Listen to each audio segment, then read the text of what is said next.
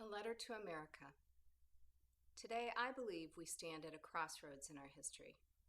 For decades, we've been lurching down this path that's taking us far from our heritage, and now it's time for us to figure out who we are and what we stand for as Americans.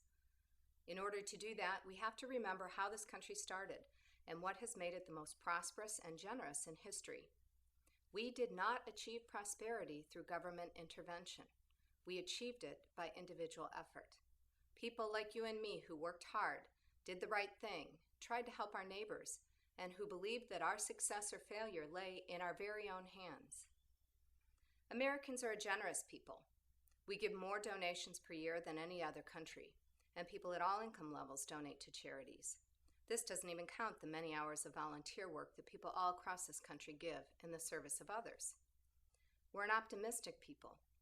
We believe that if you put in the effort, you will reap the benefit. We are not easily daunted, and we have always understood that along the way to success comes failure, but we pick ourselves up and try again. Americans change careers and start our own businesses at an amazing rate. We believe that we can make the pie bigger, that our success does not mean someone else has to fail. We're a creative people. Because we've been relatively free in the past, people can envision and invent things that nobody else has thought of. They can collaborate with others and hope that everybody will benefit. Americans have invented many things, from artificial hearts to defibrillators to CPR, from digital cameras to lasers to the internet, from nylon to fiberglass to many prescription drugs. And these things are a result of our history. We forget that America was a great experiment. Before the American Revolution, governments, usually monarchies, held all the power, and they would dole out some rights and privileges to citizens.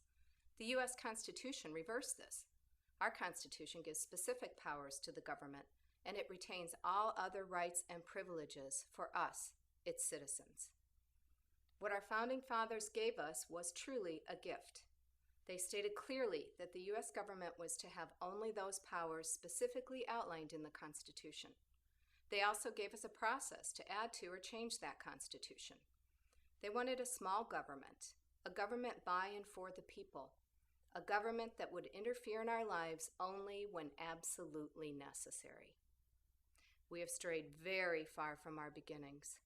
We now look to the government to regulate most areas of our lives, and to save us from ourselves, from requiring warning labels on practically every item to bailing us out financially when we have made bad decisions.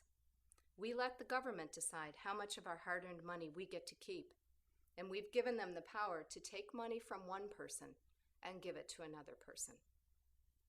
Do you think that the pioneers looked to the government to solve their problems? When their wagon trains came to the Mississippi River, did they wait around for the government to ferry them across? No, they didn't. They went miles out of their way to find a ford, or coated the bottoms of their wagons with tar and floated them across. Or they turned back and made a life for themselves in Illinois or Indiana or some other place. And do you think that the immigrants who came to this country with no possessions had welcome packages waiting for them? Did they wait around for government training or for the government to find them a job? No, they didn't. They worked hard at whatever work they could find, often for horribly low wages. And they managed to make a better life for their children and their children's children. And just what are we passing on to our children? Over $10 trillion in U.S. debt, and growing every year. Our politicians from both parties deserve the blame from this one. Our government has run a deficit almost every year since 1969, regardless of which party was in power. Our debt has been growing, and it is really hard to see how we will ever pay it off. We are giving our children an attitude of entitlement. We used to understand that if we wanted something, we would have to earn it, and perhaps even sacrifice something else to get it. We also understood that we just might not get everything that we wanted. Now we seem to think that we're entitled to things just because we want them. And we're giving our children a dependence on the government. We assume that the government will protect us from all bad things, that the government somehow is smarter than we are. We forget that we are the government, that the government has no money other than our money, and that every time we look for protection, we're giving up some measure of freedom. The party's over. We've lived on credit, not just as individuals, but as a society, and we'll have to pay the price sooner or later. If we keep asking the government to do more and more and protect us from our choices, we will just keep digging the hole deeper. And every time we ask the government to do something, we're handing more power to a small group of people who live in Washington, D.C. It's time for us as Americans to decide what kind of people we are. I have very little faith in silver-tongued politicians who are good at telling us what we want to hear, but bad at telling us the truth. But I still have faith that the American people at heart are still self-reliant, honest, hardworking, and generous. And now it's time for us to begin acting that way and asking our leaders to treat us that way.